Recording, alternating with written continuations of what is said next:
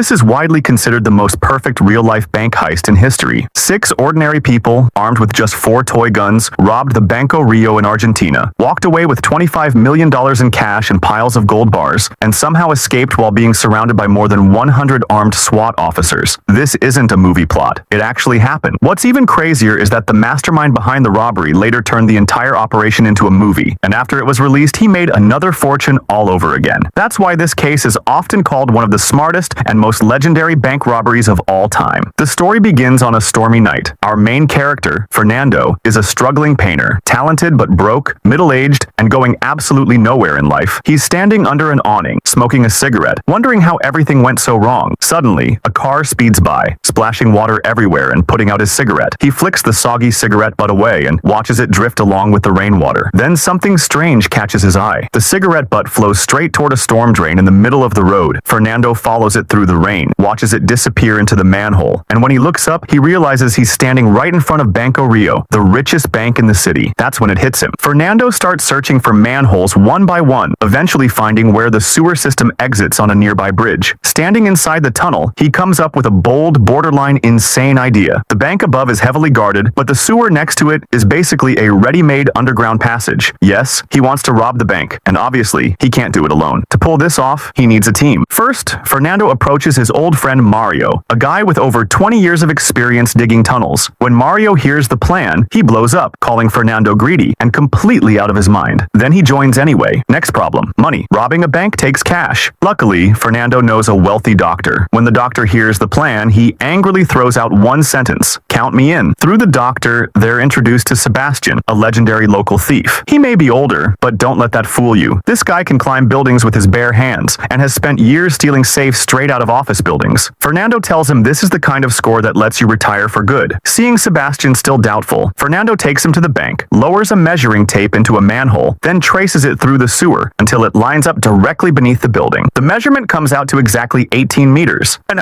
they're only 18 meters away from a wealthy life. Now all they need is a tunnel. But first they need the bank's floor plan. So Fernando walks into the bank with a camera and starts snapping photos everywhere. He's immediately caught by security. Before you laugh, this was completely intentional. When they take him in for inspection, he secretly removes the memory card, so security finds nothing. More importantly, Fernando carefully studies the bank's underground layout and locates the private safe deposit boxes. They're not going after the main vault. They're targeting individual safe deposit boxes. These are private, and only the owners know how much is inside. Even if the robbers get caught, the stolen amount can't be precisely verified, which dramatically reduces legal consequences. So do the customers get screwed over? Not at all. The bank is legally required to reimburse them in full. Some customers even claim they had more money inside than they actually did. In the end, the only real loser is the bank. The customers are happy, the robbers are happy. A perfect case of reverse exploitation of big capital. Using nothing but memory and skill, Fernando draws the bank's floor plan by hand and selects the exact room they need to reach. But to dig the tunnel accurately, they still need to measure the distance from the manhole to the bank wall, and they can't exactly pull out a tape measure in public. No problem. Fernando comes up with a clever workaround. They mark a tire, then push a bicycle from the manhole to the bank wall, counting the number of rotations. By multiplying the rotations by the tire's circumference and adding the remaining distance, they calculate the horizontal distance, about 7.1 meters. Since they already know the vertical distance is 18 meters, they use basic trigonometry to calculate the angle. With that, they can dig a tunnel that connects the sewer directly into the bank with pinpoint precision. But then another problem came up. Inside the bank, there were over 1,000 safe deposit boxes. Using traditional lock-picking methods, opening just one box would take at least a minute and a half. Do the math, and opening 1,000 of them would take a full 25 hours. Completely impossible. To find a faster solution, Sebastian went to the bank and rented a safe deposit box himself, carefully memorizing every detail of the lock mechanism. Based on his description, Mario built a custom hydraulic lock breaker. This made-to-measure tool could pop open a box in about 7 seconds. Once everything was ready, the crew waited for nightfall and quietly hauled their equipment into the sewer. After breaking through the outer wall, they set up a tripod with a laser mounted on top, making sure the tunnel stayed perfectly on course. But just as the plan was moving forward smoothly, Sebastian suddenly realized something terrifying. The bank was equipped with motion sensors. The moment multiple people entered, alarms would go off instantly. Was there any solution for that? When Fernando heard this, he froze. He had completely overlooked a critical flaw. Sebastian exploded in anger and decided to walk away on the spot. The plan nearly collapsed halfway through, all because of one deadly oversight. Then one night, while chatting with his girlfriend on a rooftop, Fernando suddenly had a breakthrough. He rushed to find Sebastian and sketched out a simple plan on a piece of paper, laying out roles and timing. The idea was to split into two teams. One team would enter from above ground, pretending to stage an armed robbery to draw police attention. Meanwhile, the second team would quietly move the money out through the tunnel, completely unseen. Sebastian's eyes lit up the moment he heard it. He was in. The next day, they gathered the crew, coated their fingertips with glue to avoid leaving fingerprints, and split into action. One team headed into the sewer to finish the tunnel, while the other, led personally by Sebastian and Fernando, entered the bank from the front to carry out the fake robbery. They quickly secured the hostages and deliberately let a security guard escape so he could call the police. Squad cars arrived within minutes, but the crew stayed calm. They released the guard first because he was carrying a real gun, then destroyed the surveillance cameras and confiscated all phones to prevent the police from getting any inside information. Not long after, the tunnel team broke through, and the two groups successfully linked up. The hydraulic lockbreaker was assembled, and now each safe deposit box took just 7 seconds to open. Two of them worked non-stop, opening boxes one after another like cracking open blind boxes. Meanwhile, Sebastian turned into a full-blown acting legend, going head-to-head with the police negotiator. Calm and confident, he had prepared for this moment by studying negotiation manuals and even taking acting classes to stay in character. The back and forth on the phone felt so natural that the police chief believed he had a real chance to talk Sebastian into surrendering. What he didn't realize was that the entire conversation was just a stall tactic, buying Fernando more time to pry open as many boxes as possible. At one point, a nervous hostage asked to use the bathroom, and Sebastian casually let him go. The police chief thought his negotiation was working and tried to question the released hostage, only to find the poor guy so terrified he couldn't say a single word. That convinced the chief he was dealing with a group of unpredictable, hardened criminals, completely unaware he was being played the entire time. Just then, a phone on the table started ringing. It turned out one of the elderly hostages was celebrating her birthday that day. After finding out, the robbers brought over a small cake and even thoughtfully stuck a single candle on it. They gathered the other hostages and sang happy birthday together. The old woman was overjoyed. She never imagined she'd have such an intense birthday celebration at this stage of her life. After that, Sebastian personally escorted her out of the bank. Before leaving, she even turned back and waved goodbye to the robbers. The police outside were completely stunned, getting played non-stop by Sebastian. Meanwhile, down in the vault, Fernando ran into trouble. They had already opened more than 400 safe deposit boxes, but the lock-breaking machine overheated from non-stop use and malfunctioned. To buy them more time, Sebastian went back into full acting mode and told the police chief that if he wanted him to surrender, his lawyer had to be brought in. The chief fell for it completely and agreed. Sebastian then gave them the phone number of one of the hostages. Moments later, the phone on the table rang again. Sebastian calmly answered, switched his voice, and pretended to be his own lawyer, continuing to string the chief along. Thanks to Sebastian's performance, the police believed they were close to a surrender and never launched a direct assault. When it was time for the planned withdrawal, Fernando made the call to leave.